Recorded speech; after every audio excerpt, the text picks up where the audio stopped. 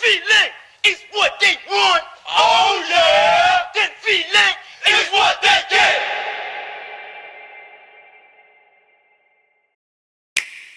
No, Melee is not coming to GameCube for Nintendo Switch Online. Not anytime soon, anyway. But this is not a video about what isn't happening. It's about Nintendo's current NSO strategy. This is a video about what the first year of Nintendo Switch 2 is as it is laid out before us. And it is about what those things tell us about the dangerous, powerful opportunity that the GameCube poses.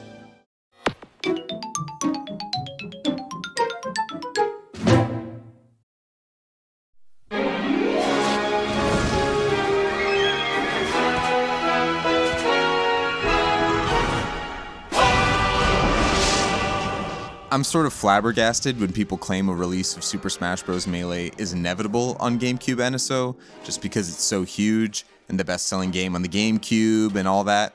I think that's just not how this works. But I also think that it isn't excluded because it's forgotten or resented or any of that. It's excluded because it's still too powerful. Nintendo knows what it means to let that particular genie out of the bottle, and they're not going to do it lightly. Let me explain. Nintendo has always been uber focused on drawing your attention where they want it. Think about, for example, how they handled the backlash to the initial reveal of the Switch 2 pricing. They decided to leave it out of that live stream entirely, let the conversation swirl, and hold firm, knowing that the competitors were following right behind them, obviously, as we're seeing now. Nintendo are not reactionary like that. When they finally gave ground on their price strategy under pressure of tariffs, they didn't exactly cave. They took it as an opportunity to look good, keeping the console price the same while the accessories took the brunt. Now, they're balancing a couple key philosophies here. One, the comfort of their huge nest egg is not a reason to fold on their rule of not selling hardware at a loss. And two, that retail optics are super key for a family-targeted unit. They're explicit and vigilant about treating their stuff with lasting value, both in terms of accessibility and prestige. And they use their retro library to supplement their new games and create that value. For example, DS Virtual Console on Wii U was positioned opportunistically, taking advantage of the console's matching dual screens during a drought of original games on the Wii U.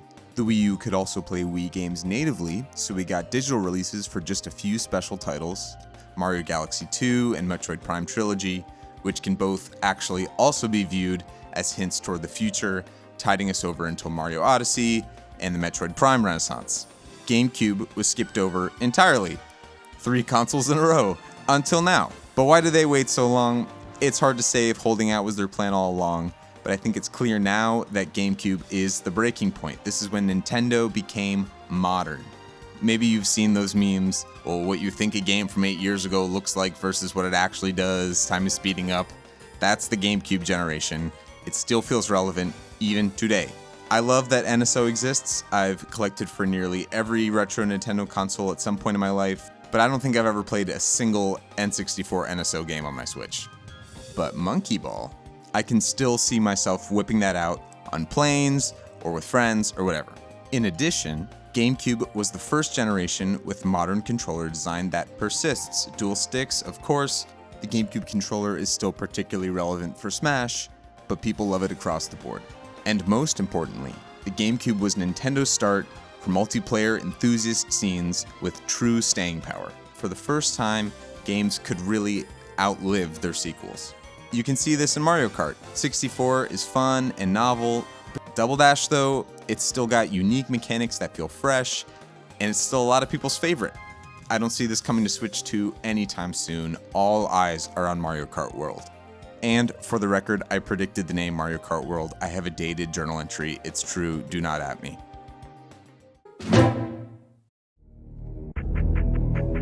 Nintendo is really careful. How can we talk about Melee when Smash 64 hasn't even come to NSO on Switch? Even though we saw that as far back as the Wii on their first virtual console outing, and maybe in retrospect kind of their most liberated. But from the Wii onward, home console emulation essentially stalled at the Nintendo 64.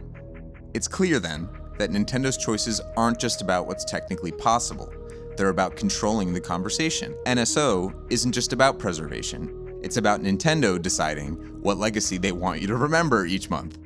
Every inclusion is a signal. And Melee, I mean, what can I say? It's still too real, too magic, too timeless. Yeah, it's abundantly clear that they don't want to feed the competitive Smash scene directly, but I think they also rely just a little bit on the trust that it will not die no matter how much they abuse it, and they do.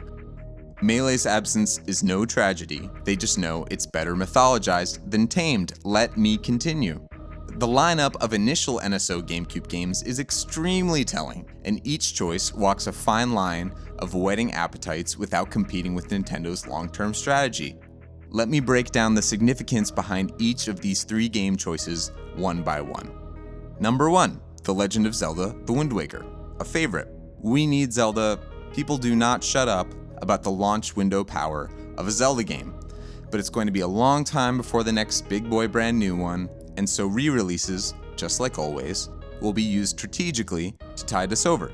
We can talk about the HD ports and Ocarina of Time another day, but for now, next is F-Zero GX. This is cool, the hardcore side of the racing coin. It helps gauge interest after the slow and steady rising rumble, the oncoming storm after F-Zero 99 on Switch 1, and it also stays out of Mario's way big time. Relatively niche in appeal, while still serving multiple purposes as a release. And last is Soul Calibur 2. This is the sleeper most interesting pick. It's a classic with appeal both casually and competitively, and the inclusion of Link is both hype and key. It's a taste of hardcore fighting with Nintendo flavor and without stepping on the true centerpiece, Smash. In short, they are buying time across the board. They are playing the long game.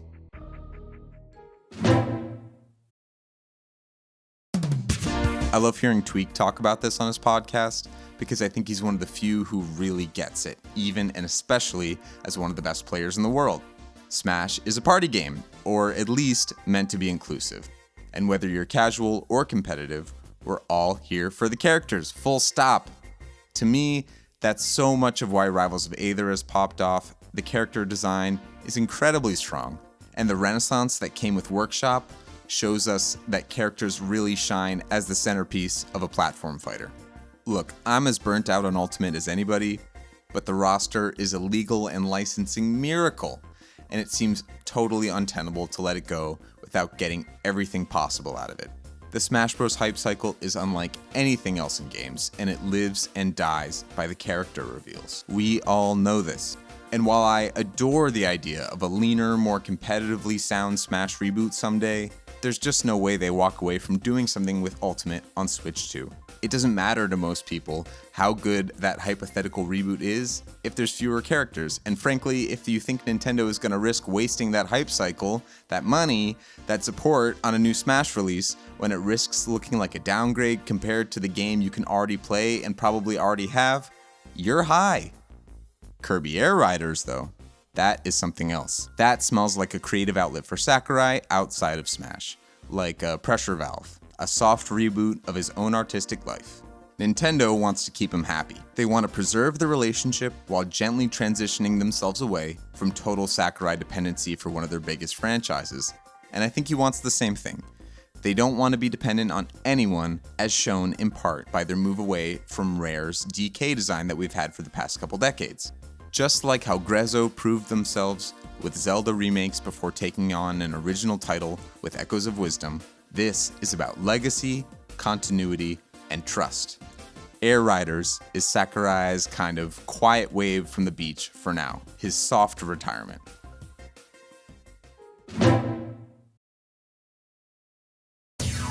Some form of a definitive edition for Super Smash Bros. Ultimate on the Switch 2 is inevitable. And I think the fact that it's been left out of the conversation for small upgrades thus far is super telling. They're leaving that door wide open. I think Ultimate on Switch 2 will be as Mario Kart 8 Deluxe was on the original Switch. The counter argument here is that Ultimate doesn't need saving from underpowered hardware like Mario Kart 8 did, but it's an incredibly definitive experience with life still left in it for the masses. And it does need to buy time. Time for the next big smash. Time for the next console leap. Time to cook.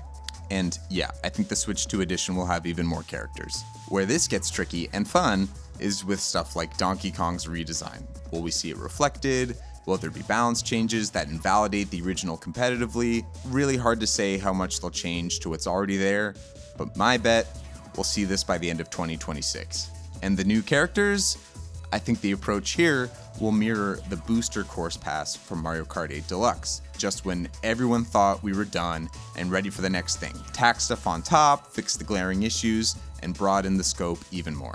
Like the booster course pass from Mario Kart 8 on Switch, the character inclusions for Ultimate on Switch 2 need to be low dev strain.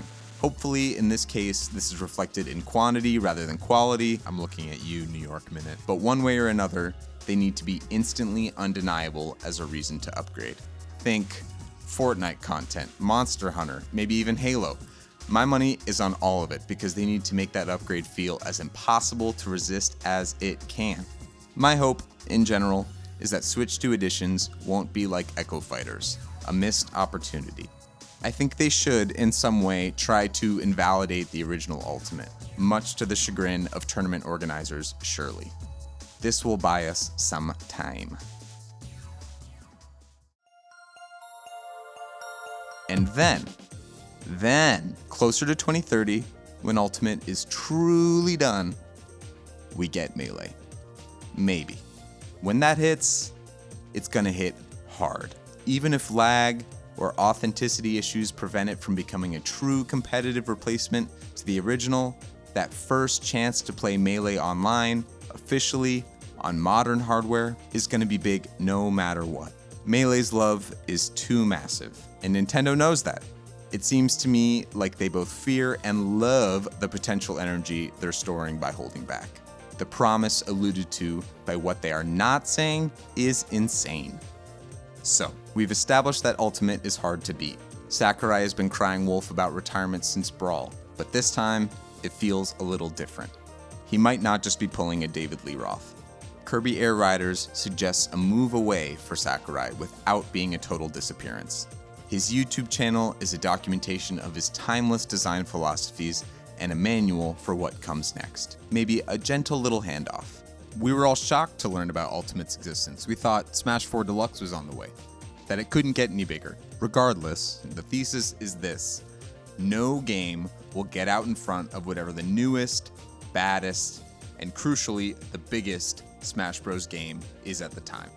Not Melee, not a reboot on the same hardware. Not me, not Hermione, you. I believe a successor is being trained. Smash is just too big to die. Nintendo is extremely committed to making a boatload of money, and Ultimate is the third best-selling game on Switch, as you surely know. Creating Smash's magic out of nothing seems fickle and demanding, and Nintendo also clearly respects that and would rather take their time than screw it up, which calms my heart. They really only get one shot at this per console generation. This is not like Pokemon.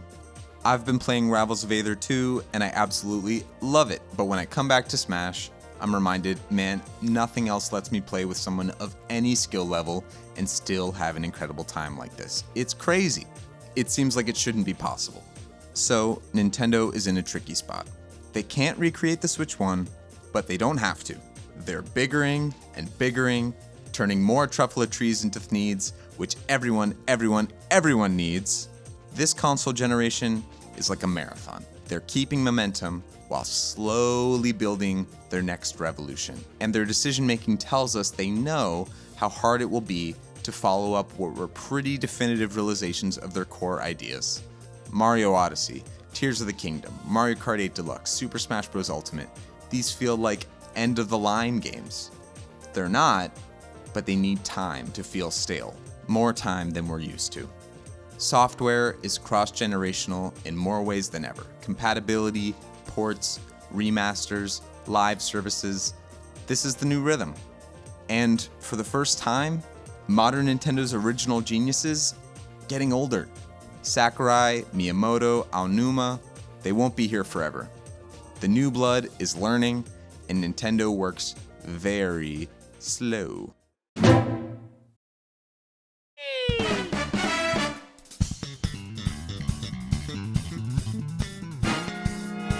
I'm incredibly excited for the future of Smash.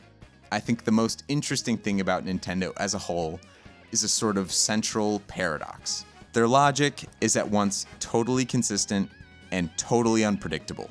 They're a super interesting, stubborn sort of sponge with an ironic Peter Pan, childlike wisdom that constantly contradicts itself if you try to pin it down with words. There's a real human intuition and discipline there. But that's the beauty. They both play by their own rules and don't, and this is a cool time to see the strain between their development philosophies and these economic tides, so strong that even they can't ignore it. I'll be curious to see what happens, even though we may never know what the gap between the original plans and the eventualities actually are. But I think they're flexible, just steadfast. Smash isn't going anywhere, neither is Mario Kart, but I'd put money on Double Dash and Melee not showing up before the turn of the decade. Like I said, Nintendo is walking a tightrope. And call me a bootlicker, but I think they're kind of killing it. The Switch 2 looks dope. I try my best to love the direction Nintendo goes, because the loss would be too great if I didn't, but I truly believe that this is no Disney Star Wars situation. I think we're in for some seriously surprising and delightful treats. Melee's absence is no tragedy. It's a sign of respect. And it's a little masochistic.